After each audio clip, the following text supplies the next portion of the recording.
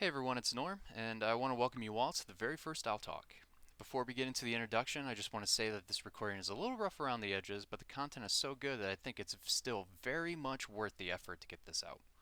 We have plans to continue to do this in the future, and with your feedback and support, these are only going to get better. This whole talk was recorded in two parts, the meat and potatoes of the talk, and then the Q&A. After my introduction, you'll hear a brief pause, and then I'll go right into ACR, and then Wolf will begin his talk. Before we go into questions, there will be another pause and another edit into ACR's entry of the Q&A portion. Again, apologies for the rough production, but I'm super hopeful that this is only going to get better. So without further ado, we are honored to have Wolf speak for the first Owl Talk hosted by the Project Owl OSINT community. Currently, Wolf is a section chief at a public safety agency with 14 years of public safety experience across a variety of different agencies, and he is currently working towards a graduate degree in violence studies and counterterrorism. The topics he will address will be basic violence risk assessment, the basics of behavioral threat analysis, examining potential risks of violence, and much, much more.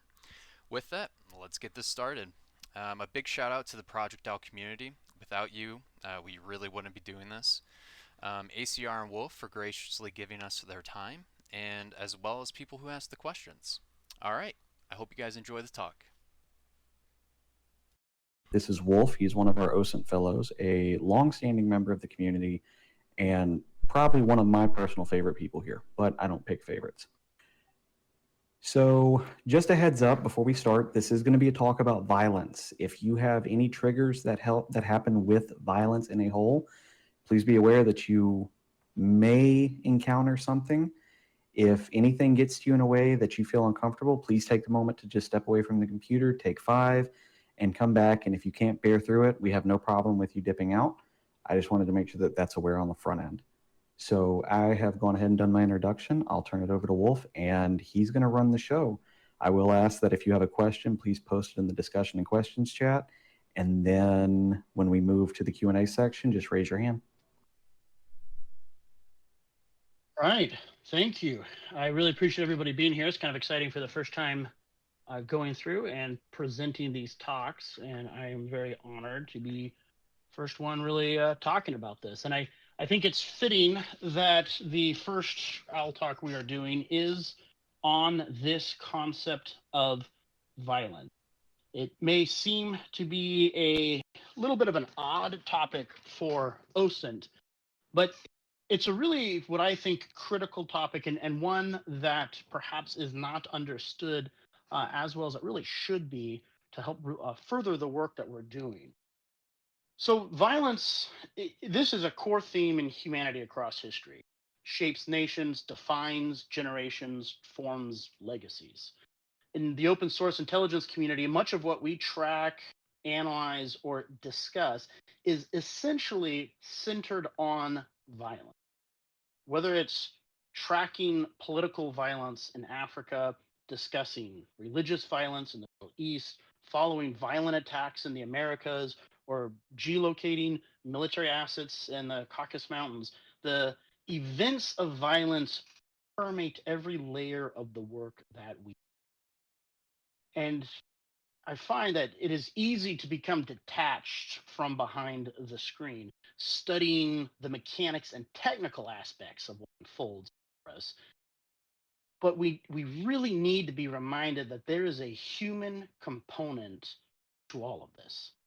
Emotions, thoughts, and behaviors are part and parcel of that plane crash, or that Twitter thread, or that lone wolf attack. Therefore, we need to not just understand the tools and events of, but the pathway towards that violence itself. So I've had most of my professional and academic careers have been centered around violence.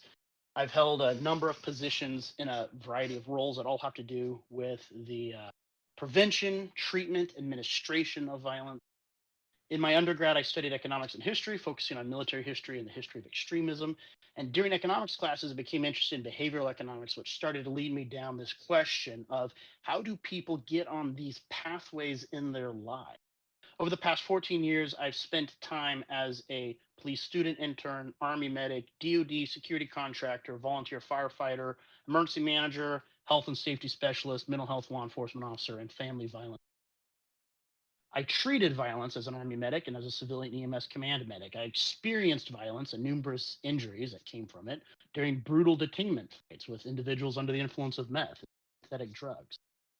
I've experienced and witnessed and prevented violence during my time in a very specialized law enforcement unit that focused on mentally ill sex offenders. I counseled victims of sexual violence and saw the toll that such violences takes on humans and cultures. I secured United States Air Force bases from violence as a contractor, and I managed natural violence as disasters as a planning chief for emergency management. I even enjoy violence as a sport, doing MMA, doing MMA training, and watching and participating in MMA fights. I study violence as an academic subject and the radicalization process of violence extremists, especially in the context and through the lenses and understanding a white supremacy and counter white supremacy movement. So during all of this, living with this constant specter of violence as one would like a roommate, I've come to realize that even though violence is around us and with us as humans in almost daily attributes, we still struggle to understand it. And we struggle to understand what the actual risk to us is violence and understand why this individual we see on that news or that we are reading about in that paper or we're chasing down a Twitter thread on, why they chose the. So today, what I really want to talk about and what we're going to look at is what actually is violence and violence. I will be posting in the chat. There will be a handout called Understanding Violence. It's slowly pulling it up on my computer, but I'm going to post it, and it's going to contain just a few handouts on some kind of information resolved around violence. And there's actually an outdated one. I don't know, ACR, if you could post that in the chat, Yeah. that would be. And I'll post an updated one here after the presentation because it looks like I have to change up something else. Just making sure before we move on, this is the one you're talking about, right? Yeah, is that in the? It's in the discussion and questions yes. chat. Yep, that will be it. Okay, cool. So to talk about and understand violence, we'll go through some definitions. So violence is often defined, and this is common if you Google the word violence, this will come up. Use of physical force so as to injure, abuse, damage, or destroy. There's some other definitions floating around. I happen to like this one as well. The defined as strength of emotion or an unpleased or destructive control. We're going to spend some time kind of talking about the emotional connection that violence occurs. The big definition that a lot of agencies and organizations tend to use comes from the World Health Organization. And the World Health Organization defines this concept of violence as the intentional use of physical force or power, threatened or actual, against oneself, another person, or against a group or community, which either results in or has high likelihood of resulting in injury, death, psychological harm, maldevelopment. The World Health Organization further breaks down violence into three broad categories: self-inflicted, interpersonal. From there, there's a typology of violence that gets scattered into multiple categories, and I will be posting here in a minute a full chart that shows that.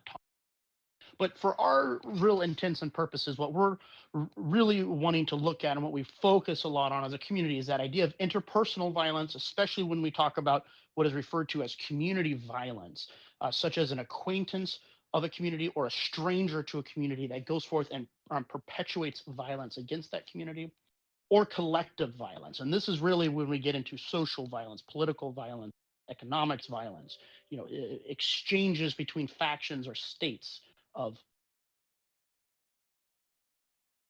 To begin looking at violence, there's a caveat I want to put to all of this.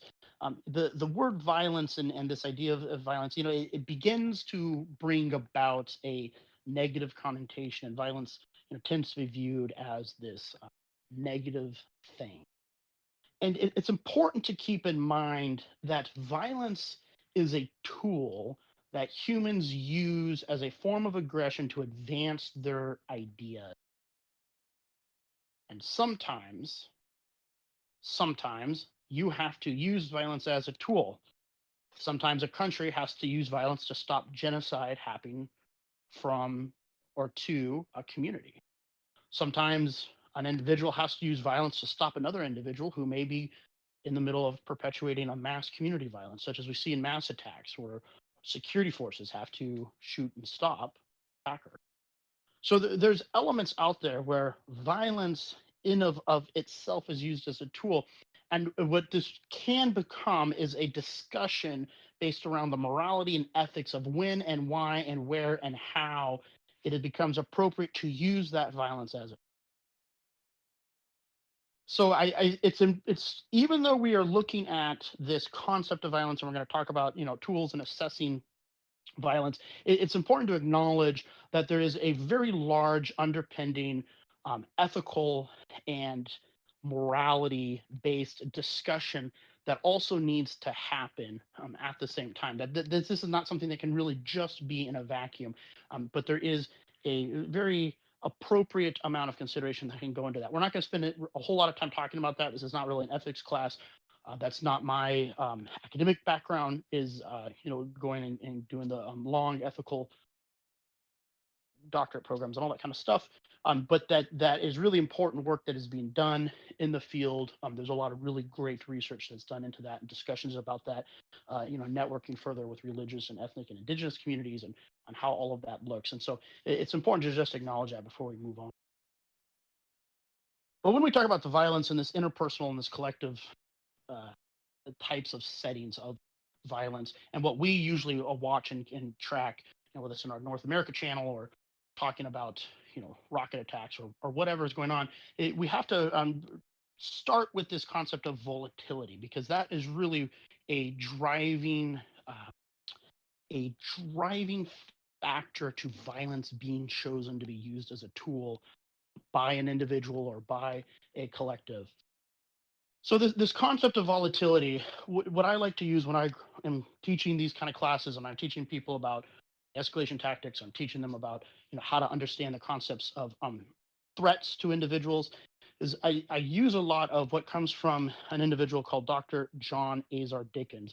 Dr. Azar Dickens is a forensic psychologist. He currently works in Rome, Georgia, the United States of America. And there he's not only is he a sworn police officer, but he does forensics works in psychology, teaches a lot of violence studies, a lot of threat assessment and management courses, and works for a organization called Force Sciences Institute that does a lot of research and studies based around this concept. And one of the things that he developed for his contact or his assessment matrix, that's commonly called the Azar Dickens Police Assessment Matrix, which is essentially a matrix, a risk matrix used for law enforcement officers in the United States to sort of understand people in crisis and behaviors that they have. He breaks this idea of volatility into two different types, primal and cognitive. And I find this is a really useful kind of entry level, real basic, quick guide to understand this volatility. And so, primal volatility, when we talk about primal volatility, this is strong emotional connection to events that are happening. So that there is a volatile emotional state that is driving thoughts, decisions, action, and then cognitive volatility. And so this is where there is a careful, conscious decision to actually make the choice to do those thoughts and behaviors. You may have heard this sometimes if you're watching the really cheesy cop shows and you hear, oh, crime of passion. A lot of the times what they're referring to is this idea of a volatile emotional drive. Cognitive is where you get more into radicalization, and extremists where there's thought planning. It's that lone wolf carrying out a mass attack. It is that group that is carrying out, a system of bombings over the course of a. But there's a cognitive volatility that has built up and worked to make it. So we'll start first talking about primal. To understand primal volatility, it's a really basic concept that's really great and really can help kind of wrap minds around what this looks like and how to see primal volatility.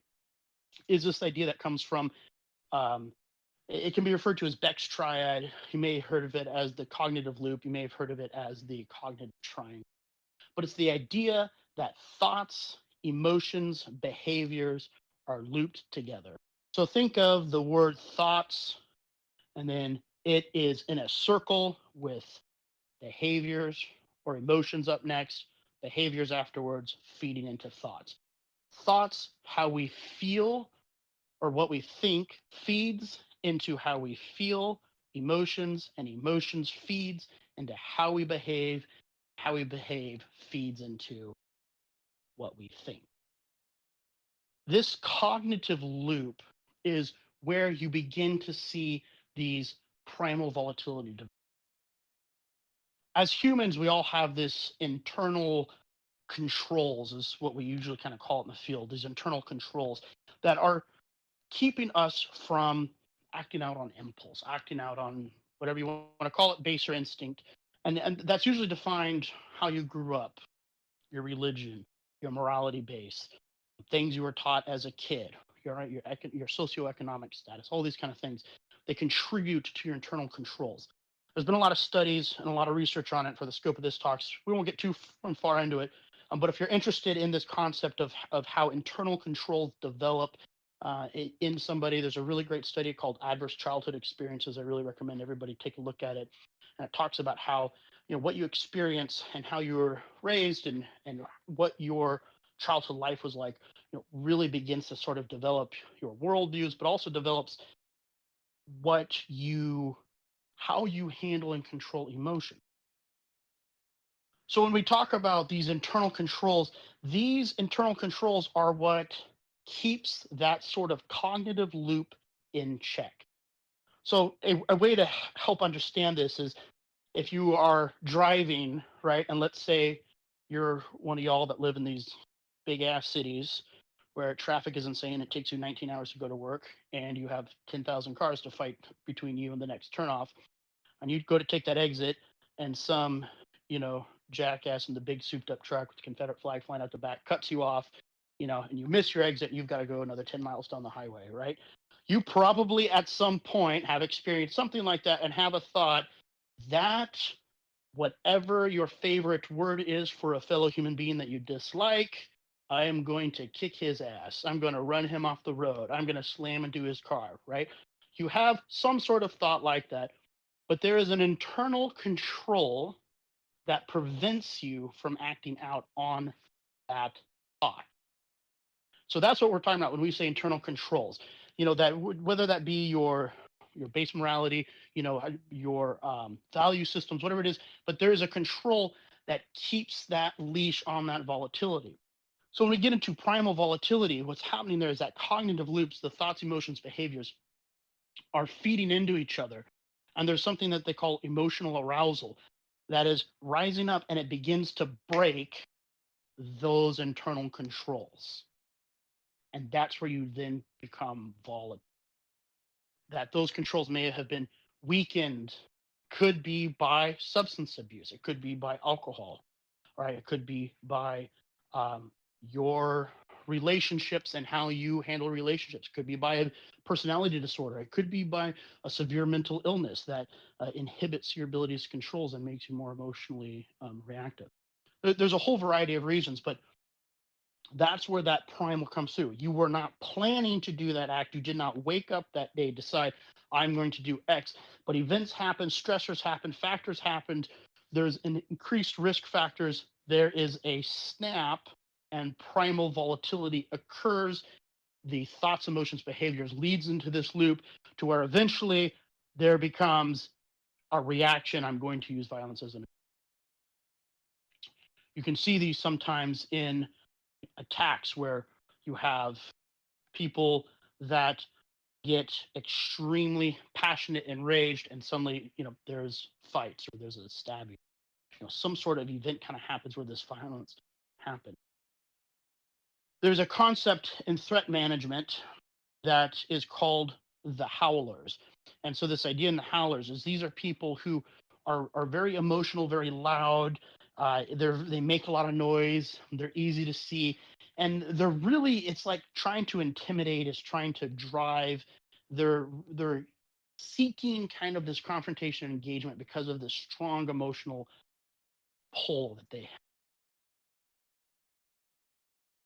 And that a lot of the times is where you will see these more what almost seems to be kind of random events, or short burst fights, or a person that drives that car into a group of people, or these things that we see when we see those tweets come out, where it just kind of seems that there was suddenly this event happened with this lone person, and that's really that primal volatility that you're seeing. And a lot of the times this comes from substance abuse as well. When somebody gets on some sort of upper or stimulant that really breaks down those controls.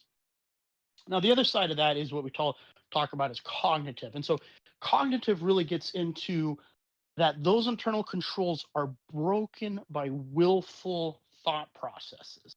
And so this is really where you get into radicalization and extremist views that start to break down those internal controls, where one of the answers that is now acceptable for me to use to handle this confrontation is violence. And so that's where you really begin to see this pathway towards violence occurring, is that I have been convinced, and now I'm planning to and will act out on a way to carry forward and commit violence. Threat management, these individuals they tend to call the hunters, and that is predatory people who are quiet, don't make a lot of noise. There's been something going on in their background, and then there is an attack. For those of you that follow all of the mass attacks that we have in North America, how many times do you see that interview's posted up? Oh, the neighbor said he was a quiet guy. Oh, the worker said, yeah, he was kind of odd, but he was quiet and was kind of nice. Is that they are somebody who kind of lies below the surface of tension, that there is this cognitive act to be planning and carrying out violence. This is not something where the emotional arousal has risen to such a point where in the moment there is volatility, but that volatility is rising because of willful decisions they have made. To understand the cognitive aspect and how we get there, the radicalization is an entire area to study, and is really important in nowadays, because we're really seeing further and further rise of extremism. It really caused a lot of people to begin to realize how much we struggle in understanding radicalization with the rise of what we saw in Taliban, Al Qaeda, and then 9/11 happened in the US, and there was this kind of realization that we don't really spend a lot of time and resources on understanding extremism and radicalization, and that this kind of missed this process of people being radicalized. And even now and today, that there's a lot of concern in Europe, US, Canada, where they talk about the rise of right-wing extremism and the radicalization process, because radicalization is getting easier and easier with globalization and the further connection of internet. Because what's happening is you have disparate niche communities that are having wider and wider networks, easier and easier access. Because radicalization, one of the best ways to understand radicalization and why these networks matter and why these small niche communities being able to find more members, why all of that creates radicalization, the best way to understand it is from significant quest theory. And so significant quest theory is something that came out a couple years ago, and I find it's really a great way to understand the radicalization process. So in significant quest theory, it talks about needs, narratives, and networks. Those are kind of the three pillars that radicalization occurs under the significant quest theory. And so needs, when they talk about needs, that's that there is a loss of significance in somebody self-identity, self-worth, their personification, so that there's a sense of victimization here, that they have lost significance, that lost the meaning of life, that kind of identity. And what they need is they need to regain that sense of significance, regain that sense of self-worth, because that loss as a human being is insurmountable. There's a quote that I make everyone in my agency read and memorize, and they're quotes from Police Commissioner Ramsey out of Philadelphia. He used to be there, and it's called "The Perfect 10." I'm not going to try to tell you the whole quote, but basically, to paraphrase it, it says that, when you're born, you gain a 10, right? Then let's say you're born to a poor, struggling family, you lose 3. Let's say you are born to a community of persecution, right, or a community that discriminated against, an indigenous community that's being discriminated against, an economically challenged community, but maybe you're part of a community or ethnic minority that experiences a lot of discrimination and persecution, right? You lose another 3 there. You lose maybe another 3 because you get into the workplace or jobs and you struggle to find actual connection. You struggle to find, a job that has meaning. You're struggling to find that financial aspect. So you lose another 3. Well, you've only got now 1 left. And if somebody, that 1 represents their self-respect, their self-worth, and if you take away that 1, they're going to fight like hell to keep it. And I think that quote's really a excellent summary of what we're talking about when we talk about the needs pillar and the significant quest theory, because it is understanding that if somebody loses this loss of significance as a human being, you cannot continue down the road if you do not feel that self-worth, you do not have that significance. So there becomes a need to get it. Second pillar is narrative. And so under this, what they talk about is that you find a narrative that supports your victimization and becomes a narrative that shows you the only pathway you have to retain that significance, gain that significance back, fight against the victimization that you've gone through, is this violent extremist cause, that this is a righteous cause. It is a supportive cause. This is the right cause. And then you get into networks, which is the third pillar. And networks is people or a community that has those same goals, that feels that victimization, that feels that limited. And so then it becomes about, I am right in my way of thinking. I become validated in the way of my thinking. This is right. We are the underdogs. We are the persecuted. We have to fight to submit. And that is where radicalization really comes from. And if you pay attention to a lot of religious violence, political violence, extremist violence, most of the time, those violent movements, those violent individuals, you will find this significant quest theory somewhere in.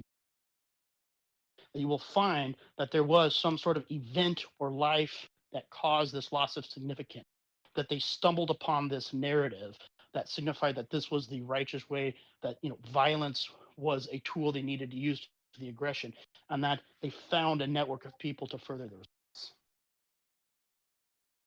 So it really helps understand when we see events like in Africa, when we see militias marching into towns and performing these violent acts, or we see the ongoing battles between ethnic factions, of kind of understanding these really basic principles. And I'm not purporting to be giving a solid understanding of all of these elements, and there's thousands of factors that we will never truly understand unless you live that life and you can be in and amongst that communities. But it's helpful to just have a really ground floor understanding of the factors at play here.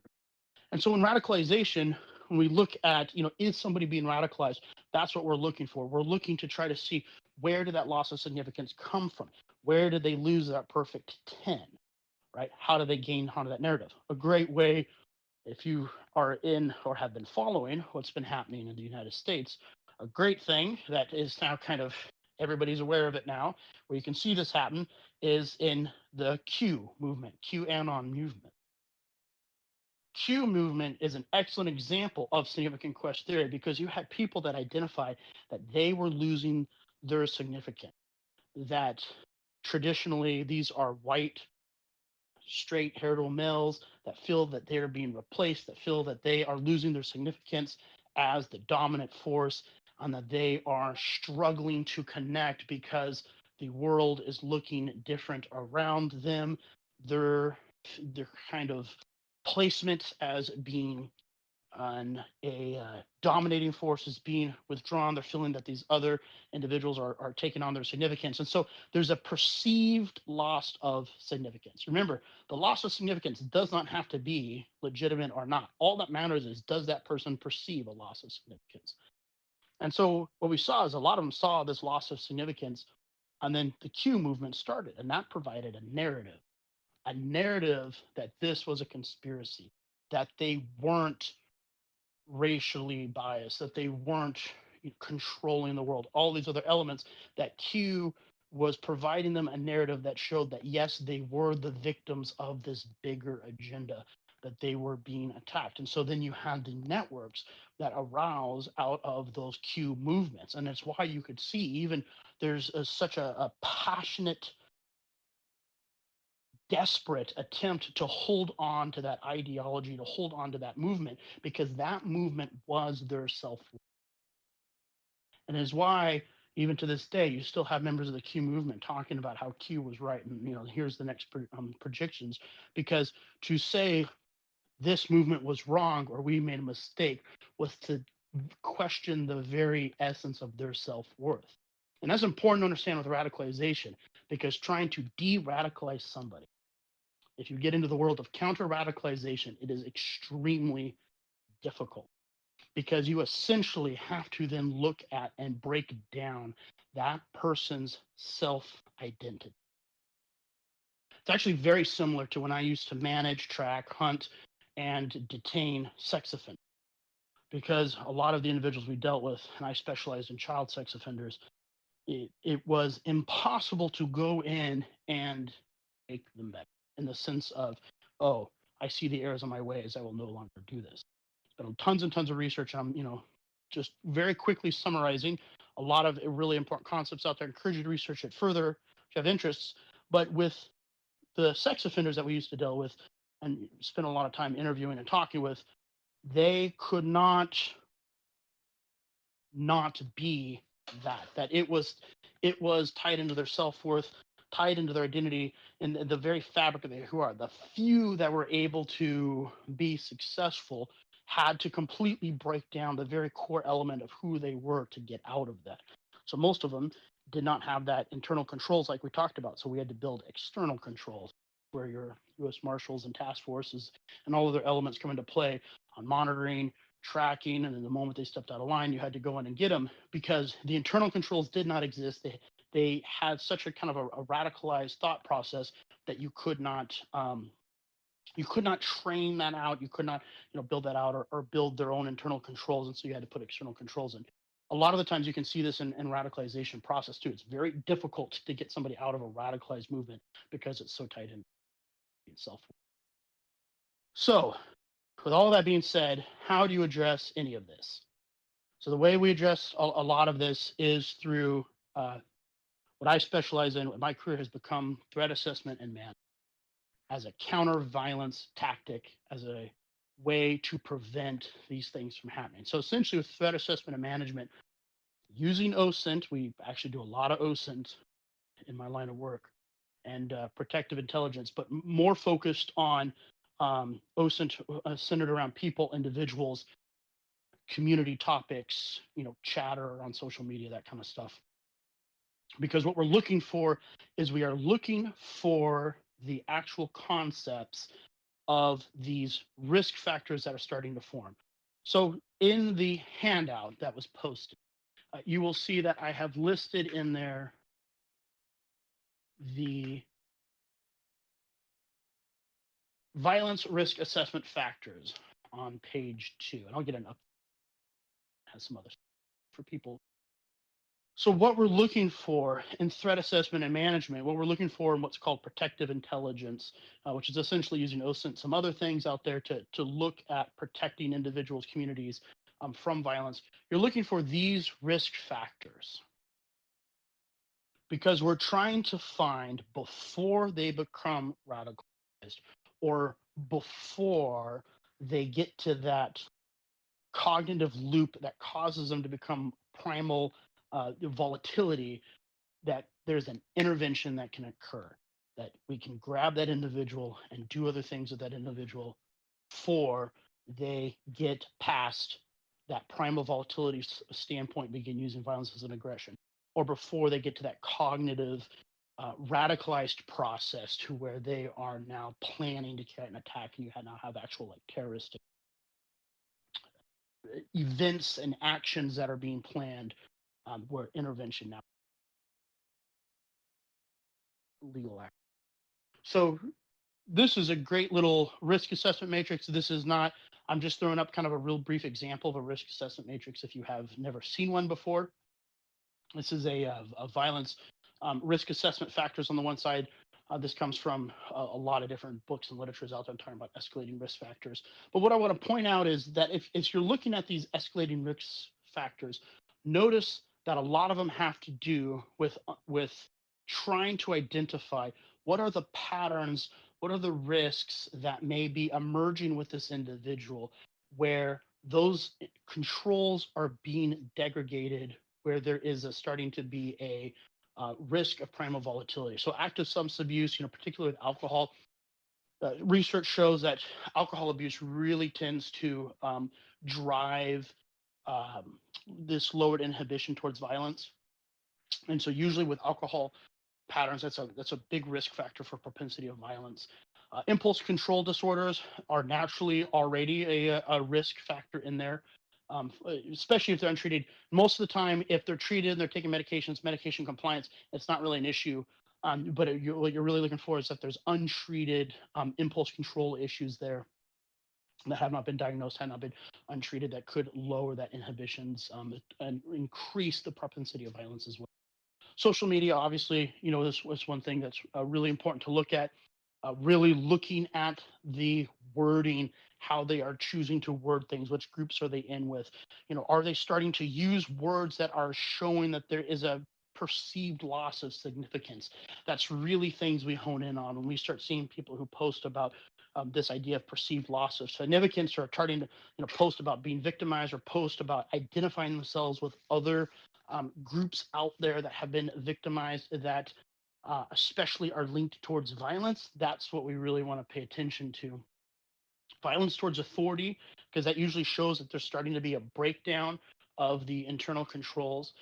When you see people who stage attacks, that's a really key factor, right? And when you look at, for example, riots, and you're kind of like looking at, okay, I need to judge, what's this person risk level? They participate in a riot. What do they do in the riot? If they were, for example, attacking medics, like EMS providers during a riot, that's usually a very high risk factor, because that's not somebody that is normally identified with the people they're fighting. This is kind of more of an example of a higher risk of violence, because it is primal volatility at this point, lashing out and attacking targets that are not necessarily identified with the movement or the cause it's trying to. Incarcerations due to assault, I mean, that's always an easy one. A lot of times you can learn in court view, say, hey, this person's got a bunch of assault history, kind of shows you patterns of behavior. Stalking, kidnapping behavior. Stalking, kidnapping behavior is always a huge red flag. Stalking somebody is almost always a sign that there is some serious cognitive volatility there, that this individual is somebody who is planning or who has previously undetectedly conducted violence on people. Stalking is usually considered an extremely high risk behavior. There's entire units out there that are devoted to stalking. A lot of it also tends to be sexual violence of nature, especially guys stalking women is seen a lot, and that's usually something that always kind of triggers some major red flags that that person needs to be carefully monitored. Kidnapping behavior as well. Kidnapping is usually an extremely behavior that. And then on the next slide, this is an example to just, and this is again, this is coming from a very generic um, kind of ideology of it, and you can get into really complex. And I have an example on some other complex in the handout, other complex violence risk assessments. But I like this even just as I'll actually throw this up when there's like a big event in a mass attack, or we're reading about um, militia members carrying out some sort of an assault, or some sort of mass attack happened in Europe. Is they're talking about, okay, here's a suspects, and if you pull this up, you can kind of begin to see red flags looking at that suspect's past history. And you can see that what this is really all talking about in these different risk categories is, does this person have patterns, behaviors, or indications that there is lowered internal controls, that they are primally volatile, or that they are carrying out cognitive plans and planning for. So that's really what's driving on. They can see, in high risk, current high lethal plan, that's cognitive, available means, right? Is there a history of homicide attempts or impulsive acting out? Do they have a history of that more primal volatility, right? Feels a strong urge to control and get even with a significant other. Domestic violence is always a major indicator that somebody lacks some internal controls, and it tends to be more primal volatile. Substance abuse, again, is always a concern. And then, high lethal suicide risk. If they have a lot of suicide attempts, they talk about suicide by cop, or they're going to go in and do a mass attack, lethal suicide shooting.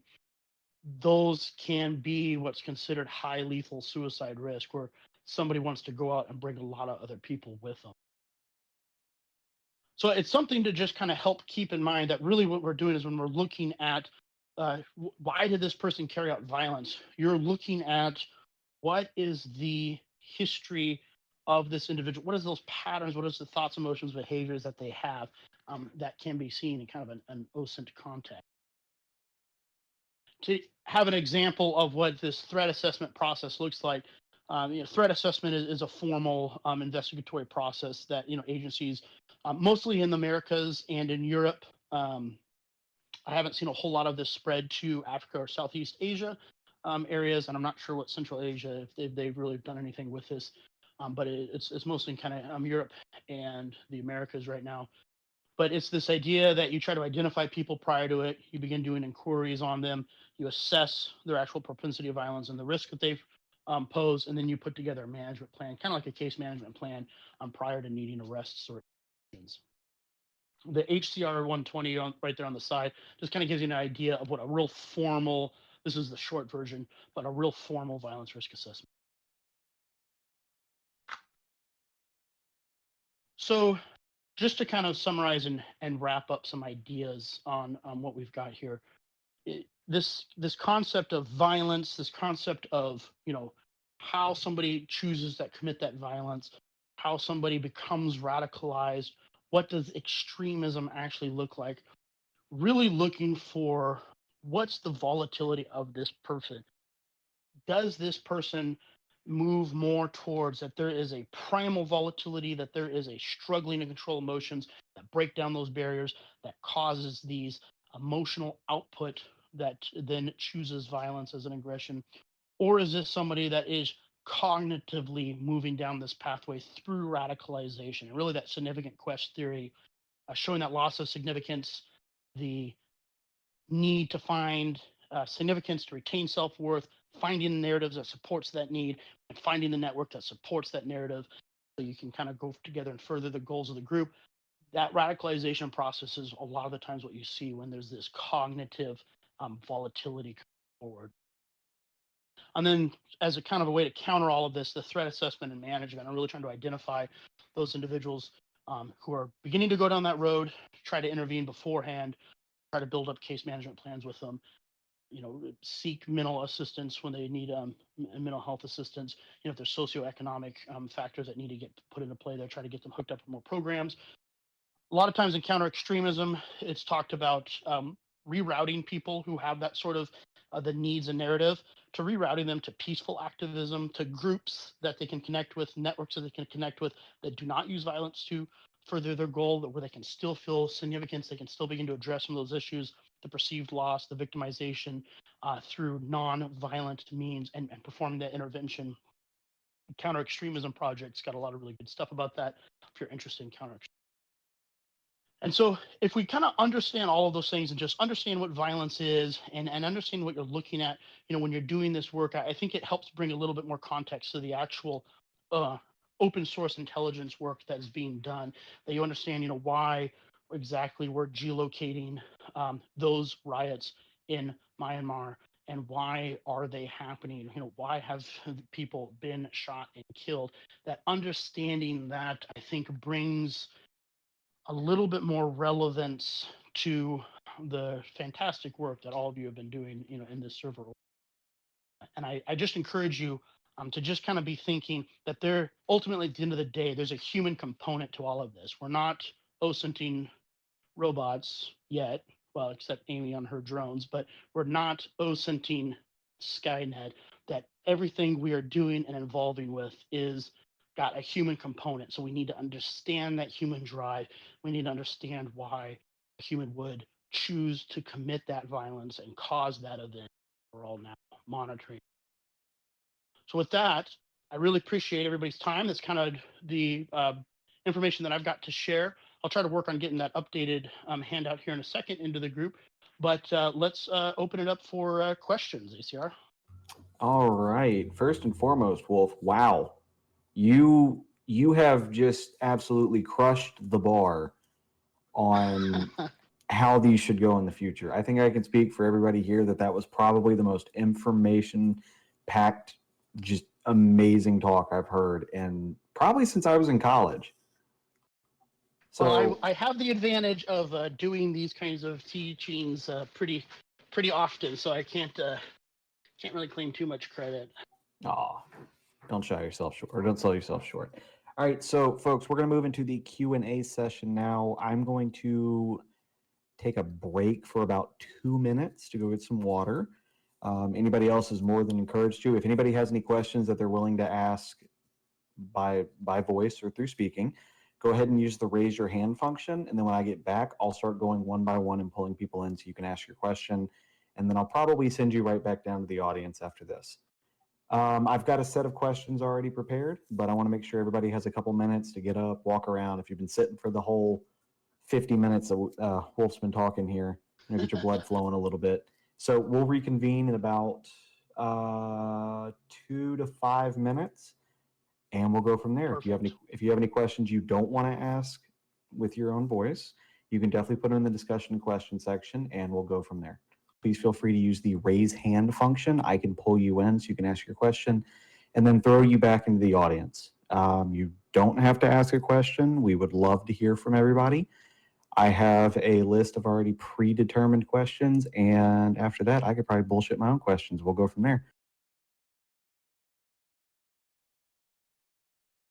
All right, Ghost Boy, if you're ready, I'm going to pull you up, and then if you could just do me a favor, state your name or your username and your question, and then I will move you back.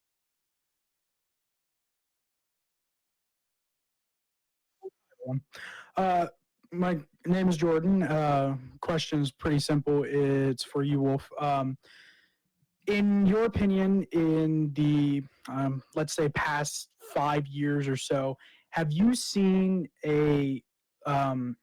the level of which people, actually, let me rephrase that, how people commit these extremist crimes get worse?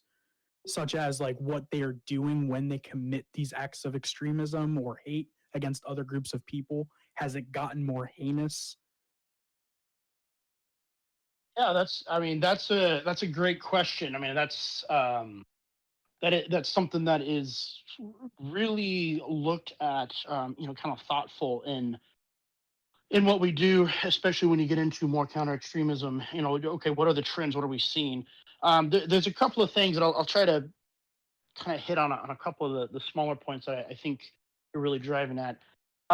Is it getting more heinous? That's it's a good question, and it's one that I think there is a heavy bias towards, because really looking at history. I mean, history has got some terrible, heinous events that go in there that are just horrific use. I mean, all the way from um, persecutions that was conducted in the Rome era, the persecutions that was conducted against Native Americans coming over. I mean, it was really terrible things that were done.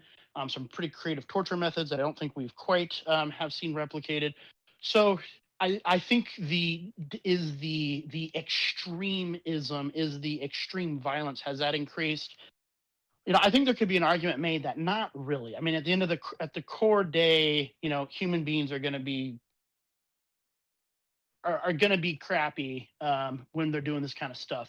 So with that, I think, though, does it seem to be getting worse? And I think there absolutely could be an argument that yes, it absolutely is. And a lot of that has to do with the globalization of our media content creation.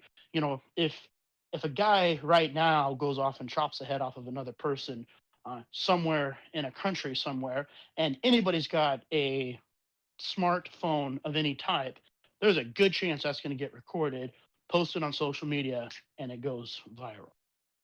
And so I think the level of awareness is going up, and I think the exposure is going up. And it's something that's really interesting if you look at ISIS or Islamic State or whatever you want to call them, but they had a very high emphasis on media production and the skills to produce media that show these just terrible things happening in such a crystal clear, high definition, well produced video, because there was this understanding, right, of how are we going to attract followers and get the message out there and be able to show what we're doing, right? Because it just like I was talking about that significant quest theory, the networks, right? If you want to radicalize somebody, you've got to build that narrative and you have to build that network. And so if you have a really well produced video, it shows, oh, this isn't just some random guy in a cave with a shitty Sony camcorder.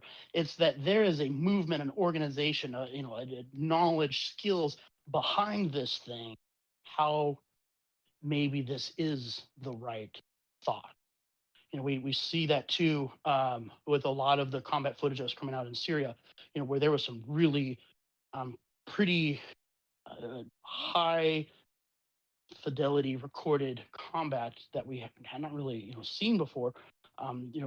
GoPros on tanks and 4K cameras running, and a lot of that was kind of ramping up the sort of rhetoric or the, not necessarily rhetoric, but the sort of awareness of these events that were going on. So I think that the base level, at the end of the day, nothing we're really seeing is new in the core concepts of humanity, but the reach of it, the speed of it, the ability for us to process and gain information on it is unparalleled, unmatched, and is at an exponential rate increasing. And so what that does is that increases the risk of radicalization, increases the risk of extremism, increases the risk of something like Q developing, because now all these people can network. And so that's where it begins to get worse, more extreme, more.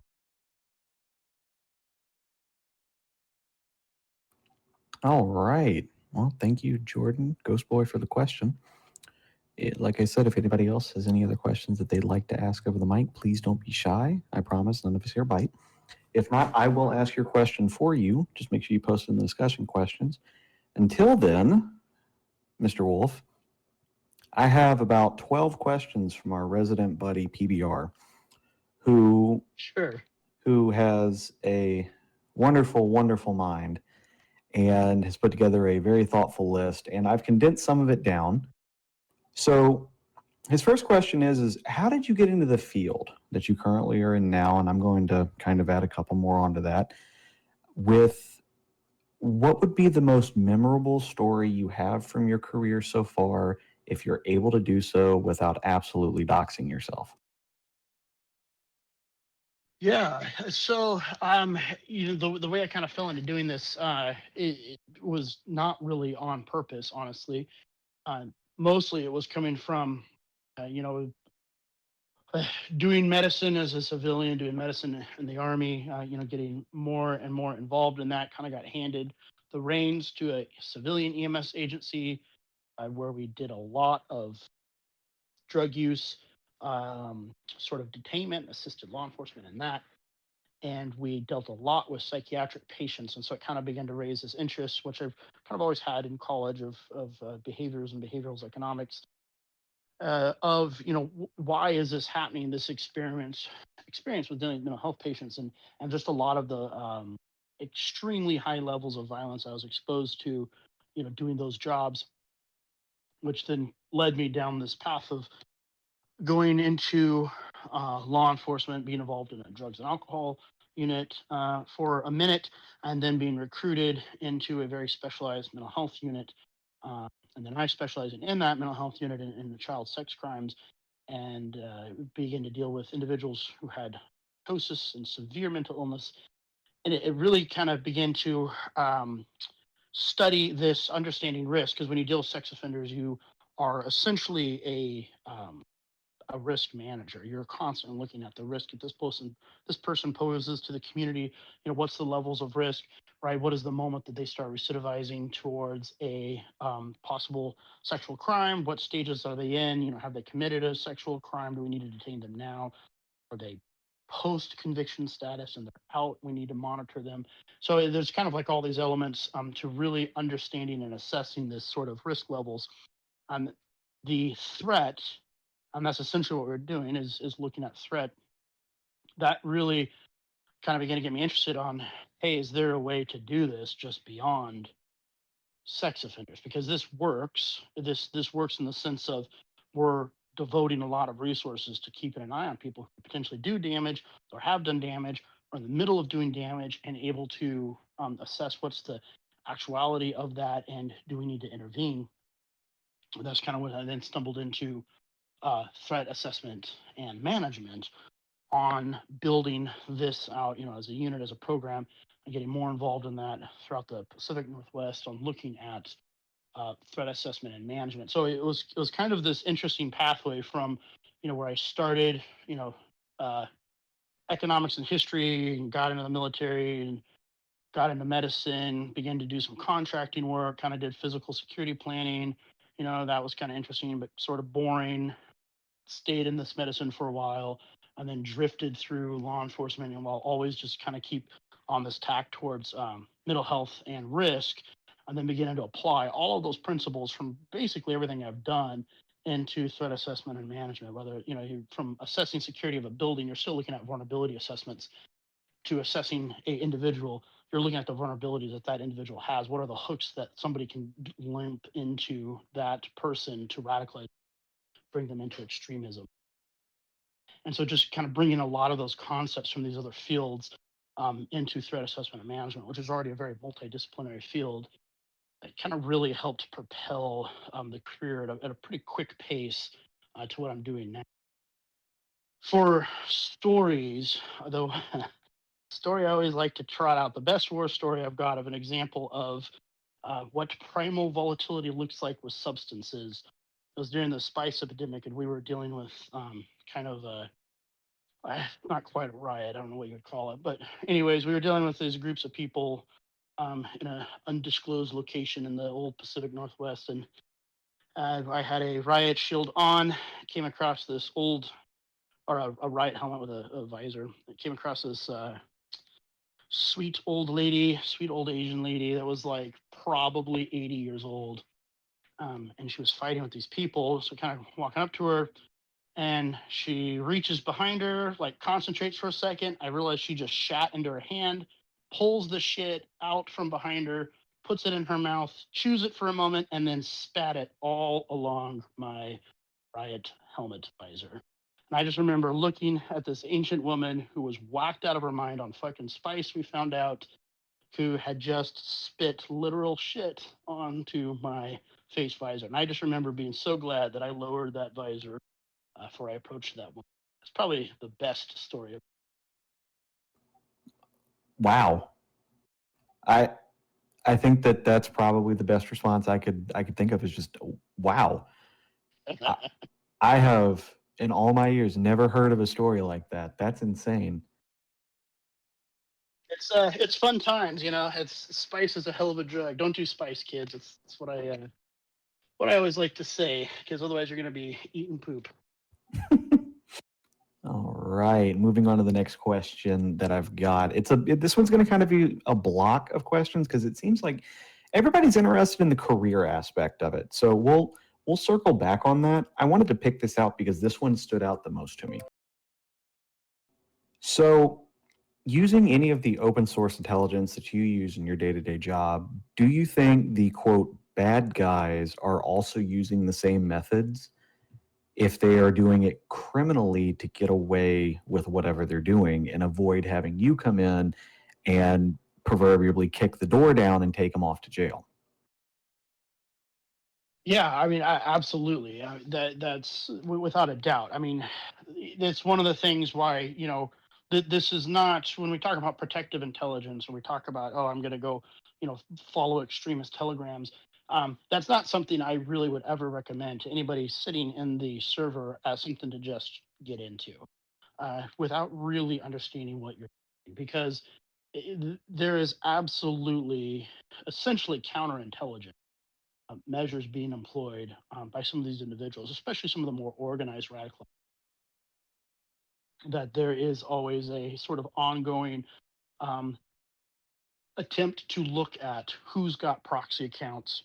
You know, can I find members of the community that we're targeting, you know, whether it be profession, ethnicity, whatever, but can I find their information online? Can I build a target profile against them?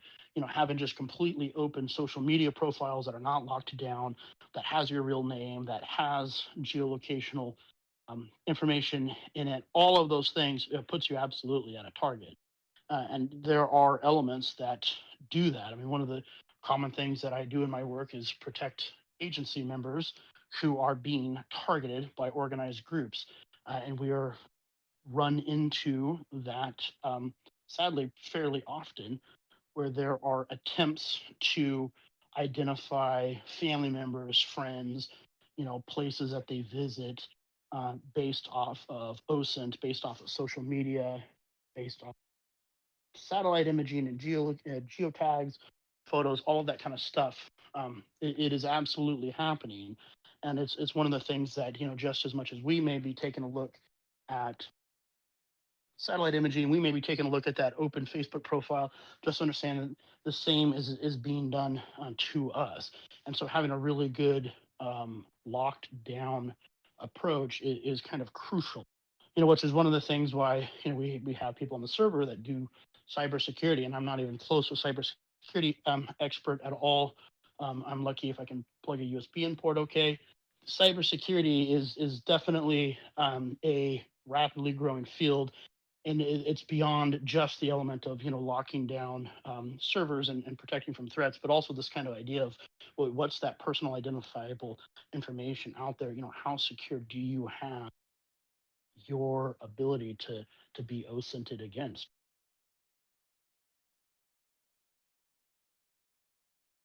I think that's a great answer. It always amazes me when I hear stories of individuals going out and using even non-OSINT techniques to track other parties. And TV did a great job of, every time the CSI guy is typing in the computer and hacking into the mainframe, there's always the hacker on the other end hacking back at him. So it's a great way to think that if you're able to do it to somebody else, they're more than likely able to do it to you. And if you're not careful, you know, it Yeah. could bite you in the Yeah. ass. Yeah, and it's just, you know, it's something where if you're going to pull up that Telegram channels and you're going to, you know, dive into all of that stuff, you know, that you shouldn't be doing that in a vacuum. You know, you should really be kind of reaching out and looking at, hey, what's the best way to do this? How should I be doing this? You know, This isn't the same necessarily as like I'm going to jump on, FR24 or ADSB or something. Yeah, 100%. There's a direct counter to what you're.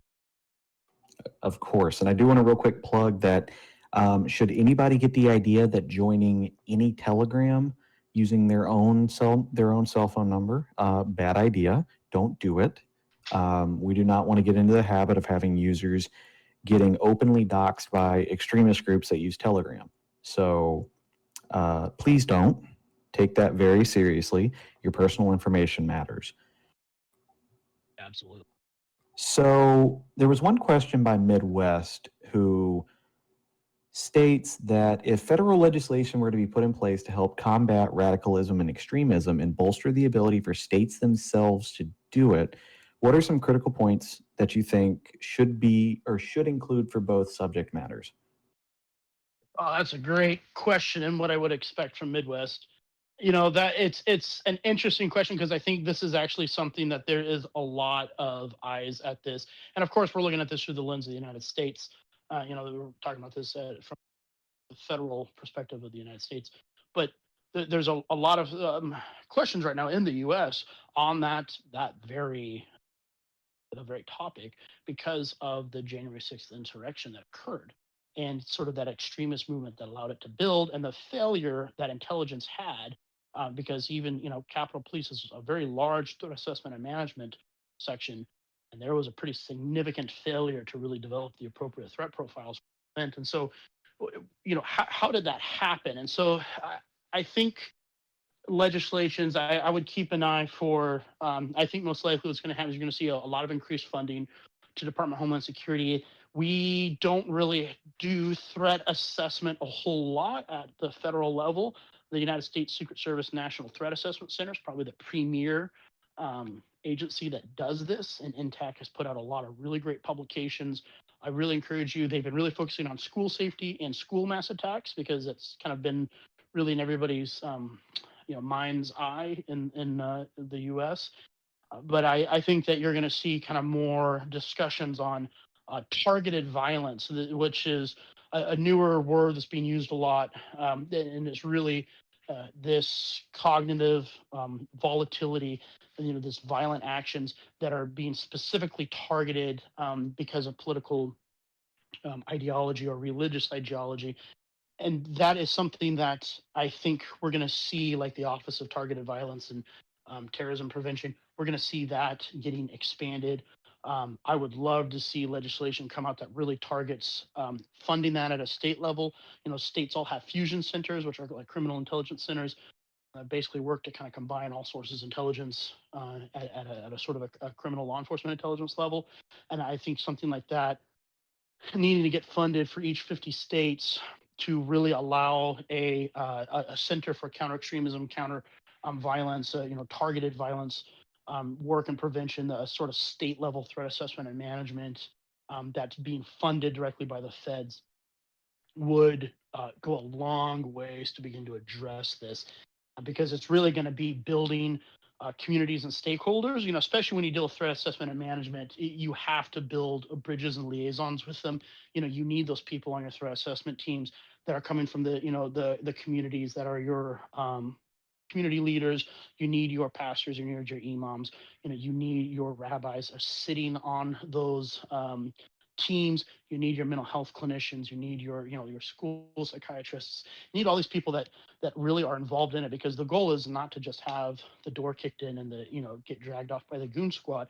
You don't want that, because by then it's way too late. You really want to jump in kind of prior to even getting to that point, and the only way to do that is really build bridges in the community.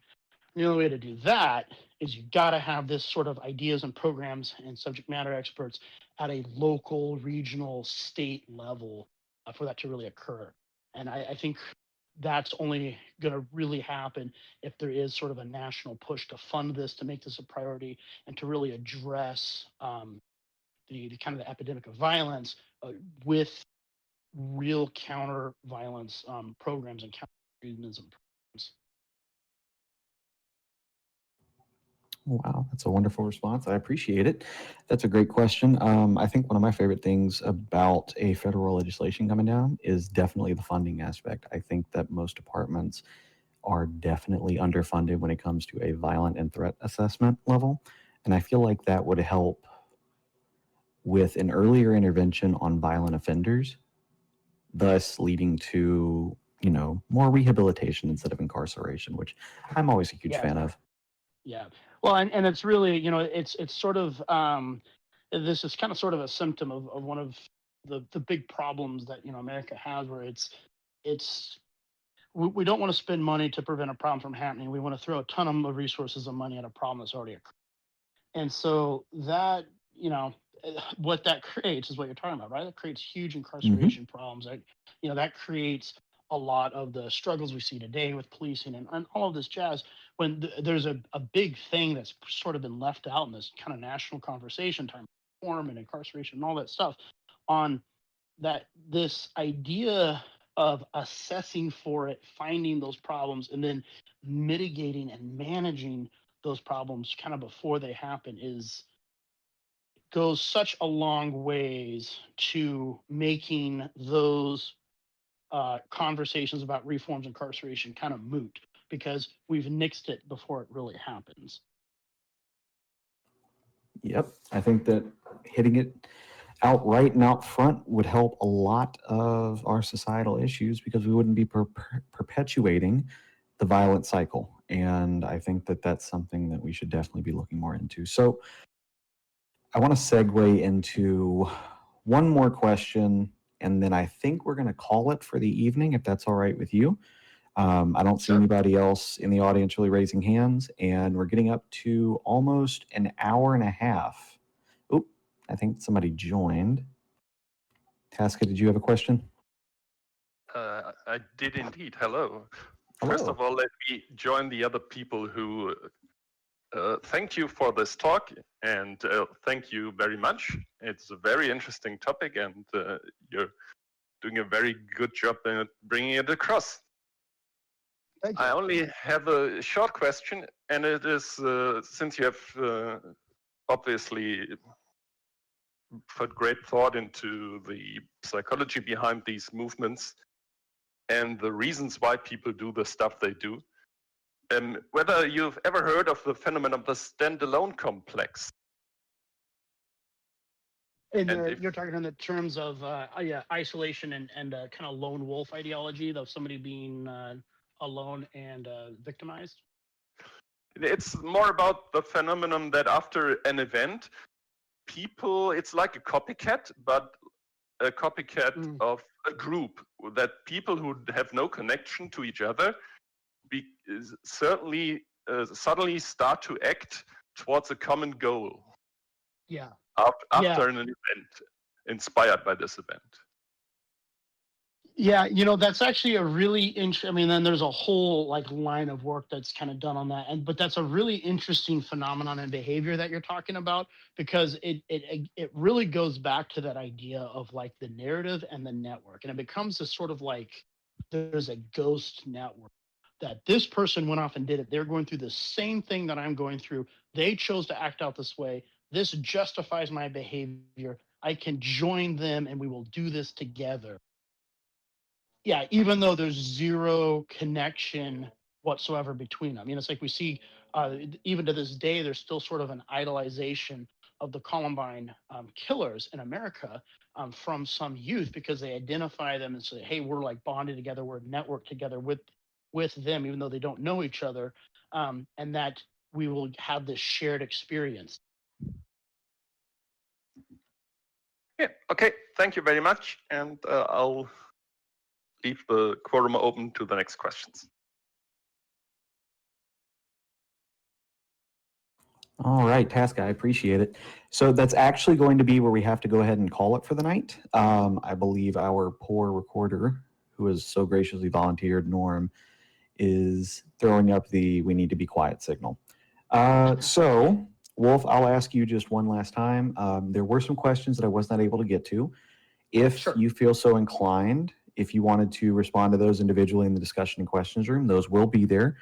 We Okay. will not be clearing that room out until we have our next section next week, where hopefully I can get Global Mill Info, who is a wonderful, wonderful OSINT research source on North Korea, as well as a couple other individuals from the community and myself on for a discussion. I've been Oh, that tagged. sounds It's like, awesome. one I'm looking second. forward to that talk. Yep. And also, I want to go ahead real quick and right as we end, Wolf, if you have a Twitter, go ahead and post it. I'm going to go ahead and plug the Owl Twitter. That's Oh, I think I ACR messed up. just That's my bad. disconnected himself. Sorry. Yeah, Wolf, go ahead and drop your Twitter link, and I will also be dropping the Twitter link on the discussion questions for the Owl Twitter. We will be using it to call out the next section. Also, thank you everybody for coming in for our discussion. This has been the first one, and hopefully out of many. And I will go ahead and say that once again, Wolf, you fucking crushed it. Like Well, this was amazing. this was a lot of fun. I love talking about this stuff. This has kind of been my entire life. So, if anybody ever wants to reach out, ask questions about it, I'm trying to tweet more about these things too at my Twitter, Odin Threat Intelligence Group. Find me at Inc Threat, and we will be definitely answering questions and going on there and seeing I can answer questions and discussions and questions on there too. So feel free to keep throwing them up if you got some later you wanted to ask me. I just really appreciate everybody's time and opportunity to talk about it. Thank you, ACR, for being such a gracious and capable host. You did a great work, sir. I appreciate it. This is my first time ever hosting something like this. So it's been fun. I learned a lot tonight, and I expect these to continue. I want to go ahead real quick and say to our listeners that if anybody feels like they want to host one of these, please feel free to step forward. I'm taking any and all recommendations right now. We have literally the rest of the year to do this. I want to try to at least have one a week. If I could have multiple a week, man, you guys would be answering prayers and dreams for that. So once again, if you have any questions, feel free to reach out to me directly or to Wolf, and we will try to get back to answering everybody's questions in the discussion room. I appreciate it. Hopefully a recording will be up soon. We're also going to post it on the Twitter on an announcement with a link to it. And if you missed anything, check it out. All right. Have a good night, everybody.